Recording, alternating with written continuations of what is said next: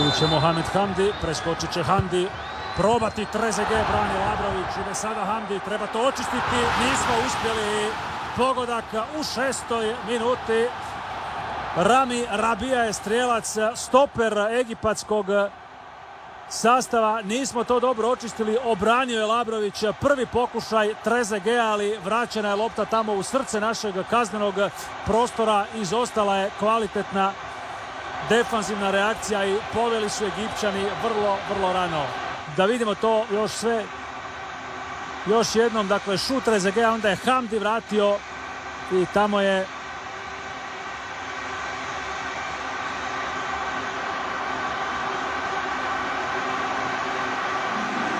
prije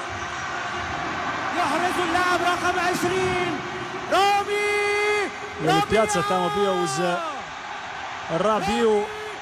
Kako god, poveli su Egipćani, dakle pogodkom svog stopera nakon 5 minuta igre. Smirena dosta reakcija, je sam pogledati. Dakle, očito je stvar procjene je li Mohamed, ukoliko je bio u zaleđu, utjecao na igru, jer da se radi o evidentnom zaleđu, onda se ne bi ni zvalo Senegalca, sad bi bila vrlo jasna, povukla bi se linija.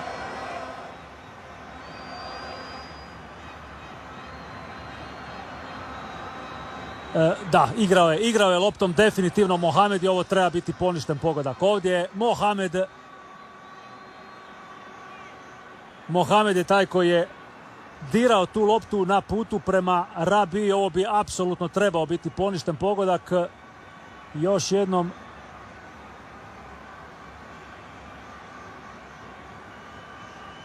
hoće li nam ova pozicija definitivno otkloniti svaku dvojbu.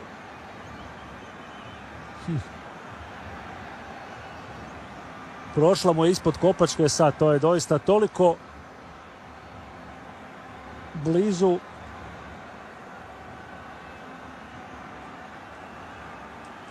Vidjet ćemo što će Senegalac odlučiti. Vrlo rubna situacija. Čini mi se da je to malo okrznulo Mostafu Mohameda, napadača Nanta, ali znaćemo odgovor vrlo brzo. Gleda još, provjerava Senegalac, nije ni sam siguran Adalbert Diouf.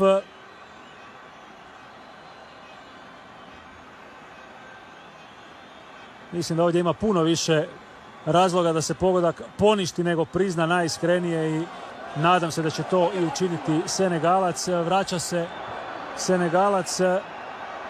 Šta će pokazati? Pokazat će na centar.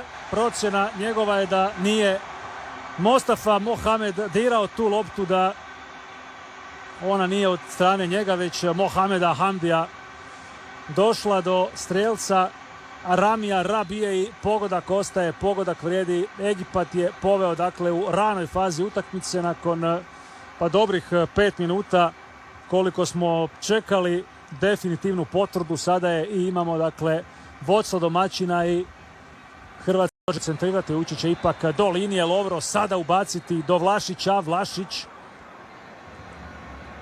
Stanišić, Modrić. Vraća se to do Vlašića. Vlašić, ulazak Nikole, krasan udarac, krasan pogodak, fantastičan povratak Hrvatske u utakmicu, fantastičan pogodak Nikole Vlašića. Dugo čekao.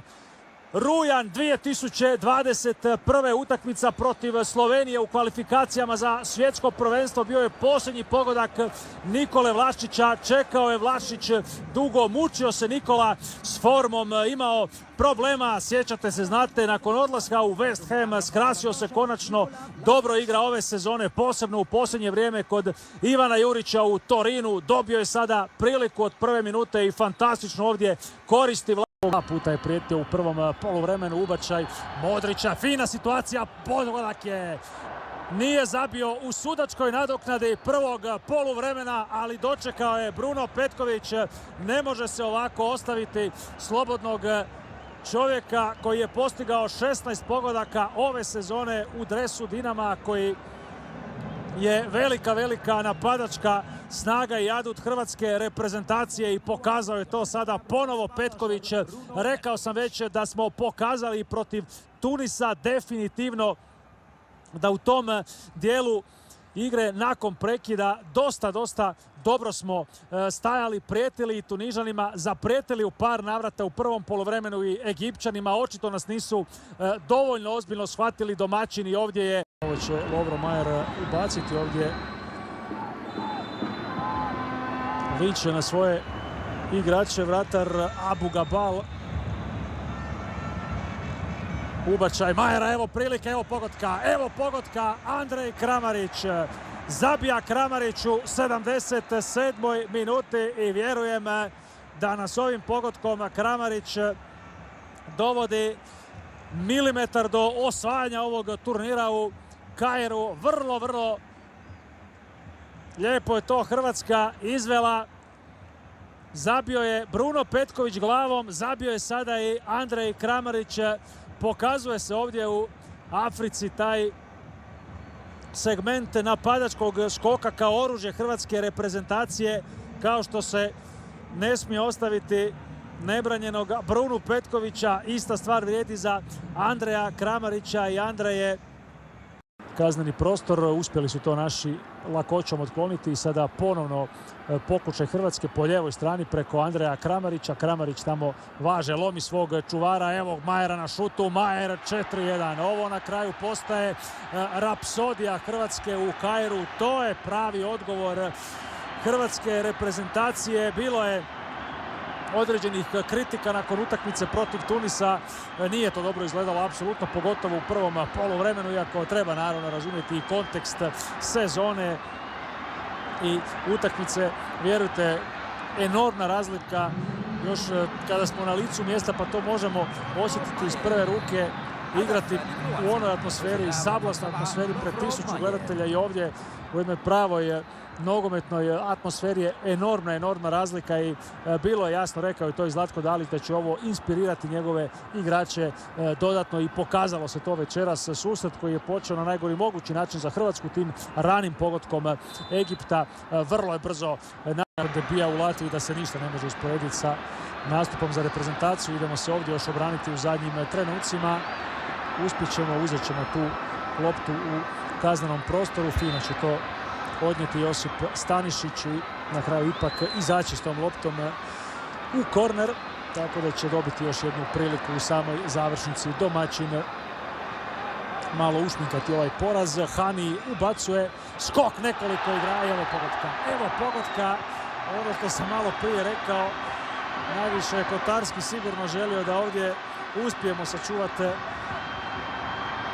mrežu u samoj završnici, ali nismo uspjeli. Ipak je taj korner na kraju donio sreću reprezentaciji Egipta. Vrlo lijep ubačaj Hanija i evo i nakon što je Hrvatska dva put zabila glavom, zabijaju sada i 2-3-1 i čini mi se ono čemu nismo stigli pričati u uvodu emisije. Hrvatska je bila, evo Pehara, koza Pehar pita, na kraju ga mora sa ovim momcima u odjelima dići. To je sasvim logično, tako?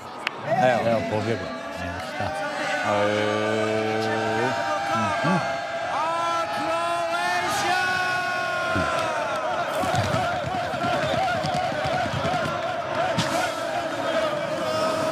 Vatromet, sve ima.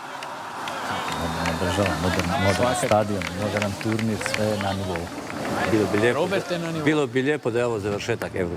Da, pa evo, nadamo se da ćemo ovu sliku gledati u srpnju. Lijepo je sanjati, doduše, na koliko su nas velike stvari navikli, zašto ne.